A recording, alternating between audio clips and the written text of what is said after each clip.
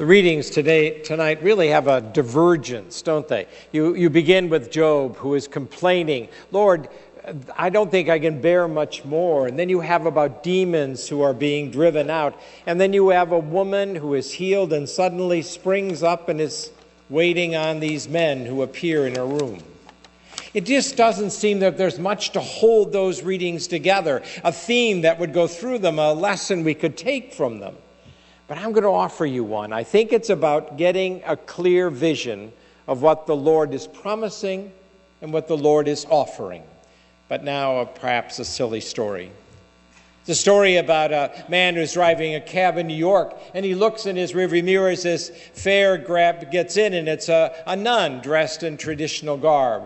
They're driving for a while, and he takes her to where she's going to get out, and he says, before you get out, sister, I have a really big favor.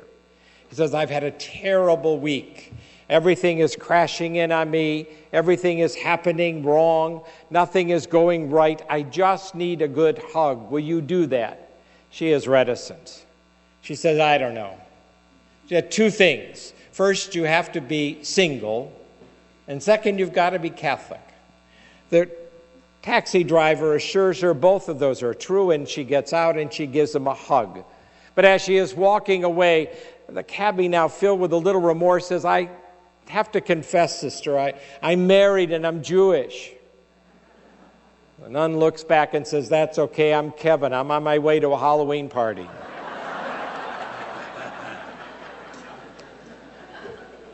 Now, there's always a danger in a homilist giving you that kind of story, because that's all you're going to remember. I want you to remember things are not what they seem, and things are not always how we perceive them. They are not what they seem. They are not always what we perceive. So let's go to Job. Job is complaining, and he is saying, things are just hopeless. My life is falling apart. There is nothing I can cling to. What do? It doesn't really seem like there's any way out. You and I were children, and didn't we go to our parents and say, I'm so bored. There's nothing I can do. We had closets of toys. And even today, when they have electronics everywhere in the house, I'm so bored. Well, that's a blanket statement that we know isn't true. The same thing, though, happens to all of us. Nothing is good in my life. Everything is falling apart. That isn't true. You know what we need to do, and this is surprising. You need to complain to God. Tell God what you're really upset about. Lord, I'm upset. Why? Well, I don't have all those things I wanted. All those things you wanted? What did you really want? And then you list them out. So you talk to God about your complaints. It clarifies, what am I really upset about? You see, most of us can say, I'm upset, nothing is working, nothing is good, but I have to clarify it. What is not good? What is not happening? What is not bringing me life? And as I talk to the Lord, I complain to my God. It clarifies what's happening. That's what's going on in Job. He's complaining, and in his complaint, he comes to an understanding later on. He comes to a realization of what God is doing and how God is good. But without the complaint, he wouldn't get to the clarification. He needs clearer vision. So do you and I. In your prayer, speak honestly. Speak of the truthfulness so it gets clarified, so it gets understood, so it's easier to see. But then a second thing happens. Sometimes I believe that God has abandoned me and I am alone. And all I see are the troubles in my life. All I see are the difficulties. Take examples from a pond. If you look at a pond of water, you stir it. All you see are the stirrings, the ripples. All you see are the foam that you've created. But as it calms, you see yourself. And the lesson to that is obvious. Sometimes in the midst of all the turmoil of my life, the losses I've experienced, the brokenness I know, I see only that. But when I calm, when I sit with the Lord, I see clearly God is in the midst of that. There is God in the midst of that. I see my reflection in the water, but I know the story enough to know I see God more clearly in the calmness, but I know God is still there in the turmoil. For the same picture that reflects back in the calm water is there in the turbulent. So see clearly from that story of Job and take the lesson away from you and me, that we need to complain to clarify, and I need to recognize in the tumultuous times, in the challenging moments, God is still there. Now, another clarification comes from the demons. Another week of demons. We had them last week. And the demons are again reminding us of something very important. Sometimes, and why Jesus is always silencing them, we have to see this is the whole point. I sometimes only focus on the good news. There's resurrection. There's new life. God promised I would be able to rise above. God promised me a life of happiness and joy. I would be wrong if that's all I remember of the story God told me. Didn't Christ also tell me, I must first suffer and die, and then I'll rise again? I cannot forget Easter without Good Friday. I cannot think of coming out of the tomb without being nailed to a cross. It is a reminder to me to know the whole story, and that's what's important. There are, today, this weekend, empty seats in every temple, in every church, and every mosque. Why? They feel God abandoned them. I did everything you told me, God. I obeyed all your rules, and you didn't come through for me. I'm done with you. I'm walking away. They missed what was the Lord promising. Was it really only resurrection, only Easter? Did not he promise me that even in suffering I would be with you? Even in suffering I know what you're going through. I also suffered. In fact, my suffering was out of love for you.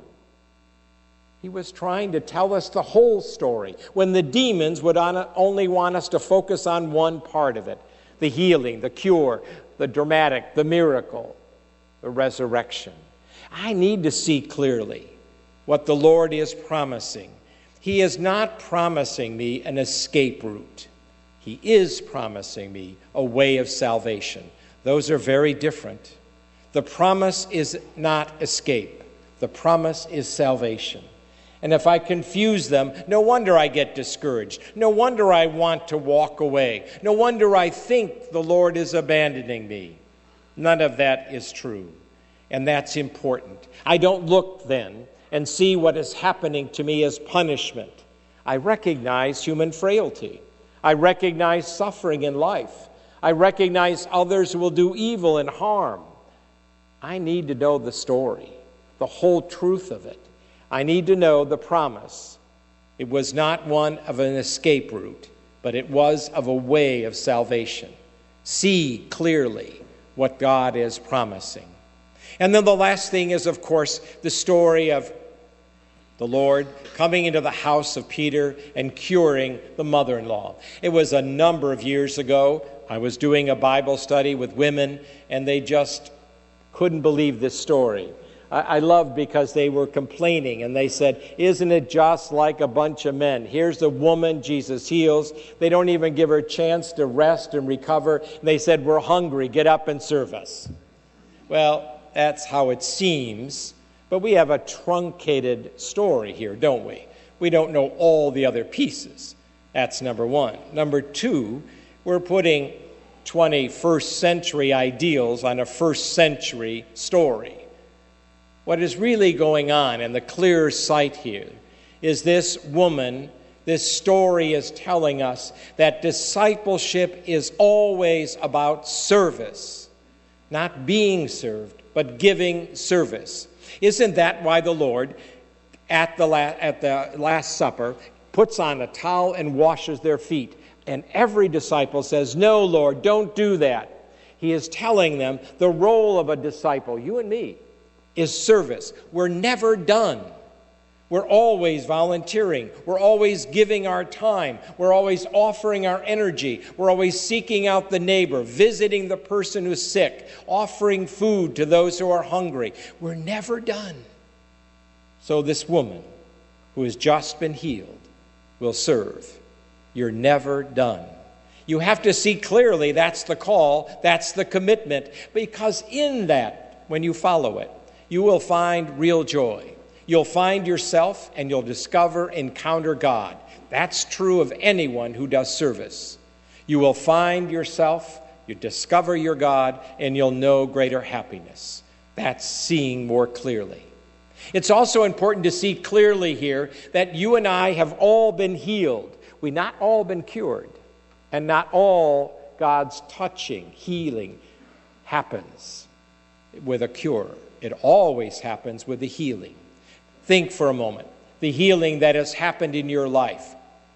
When you had the courage to reconcile with someone with whom you'd been estranged, a short time or many years. Think of the times when you were able to go beyond your pride and admit that you were wrong and needed forgiveness. Think of the times when you healed from brokenness in a relationship or in a hurt. You were able to find some joy again in your life. Or think of those people who, after broken relationships or a loss in a relationship, found new ones and found new life where they thought they would never. There have been healings, even though there have not always been cures. That's an important distinction. It's not wordplay. It's announcing the truth. God will heal. God will indeed help you mend the brokenness in your life. So go ahead and remember the story. Even tell the silly story to somebody else. But remember the truth of it. Things are not always as they seem, and we do not perceive things as they are. For Job would remind us very clearly, complain, so you clarify what is it you're really seeking in your life.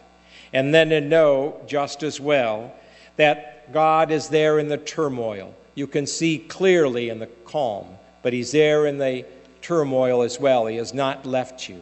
And know the whole story of what God promises you. Not an escape, but a road, a way of salvation. And then recognize from the healing of this good woman that all of us have been healed in different ways, and that the way of a discipleship and joy is really that of service. So this week, check your vision. See more clearly.